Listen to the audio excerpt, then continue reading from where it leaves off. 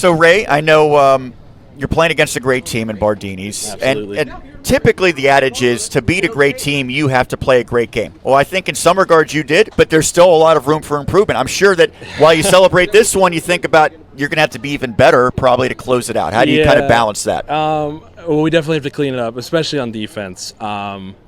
Hitting was very good. We hit the crap out of the ball, but so did Bardini's. And we probably gave them about 6 extra outs just by not making easy plays, especially on the infield.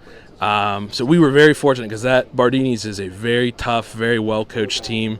Can't say enough good things about them, but we have to clean it up to try and finish it. I want to finish it in 2, obviously, but it's nice to get that first win, to be up 1-0, then you just have to win 1 out of 2. And against a good team like that, they only have 4 losses all year, so to take game 1 was huge.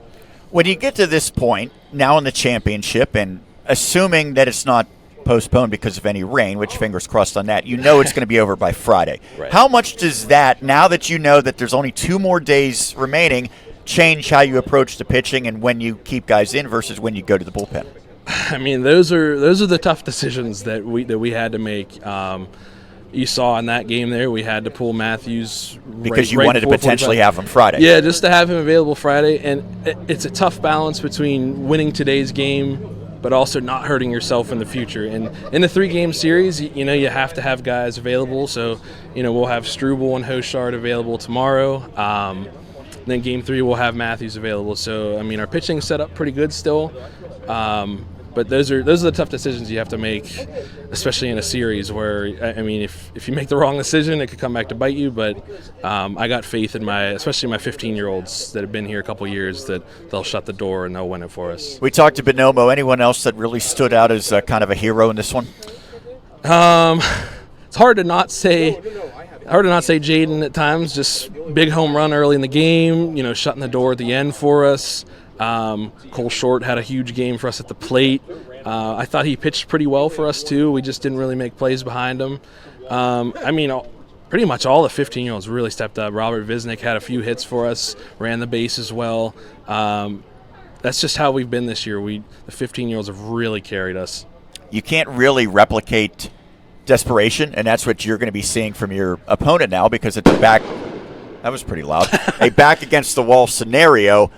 For Bardini's, obviously tomorrow, and then if it does go to a 3rd game, both teams will have that. But for tomorrow, you don't have to win. How do you make sure that your team has the mindset to match that intensity, however, for Bardini's that does have to win? Right. We'll just have to pound it in their head that, we don't want this to go 3 games because that is the toughest team in the league right there, and they will play. You saw it tonight. They will play us every single out, every single last batter. That they will do whatever it takes. They're a scrappy team, and they have some pitching lineup too. I know Joey Razzo will likely throw tomorrow, and he's a very tough pitcher on the mound.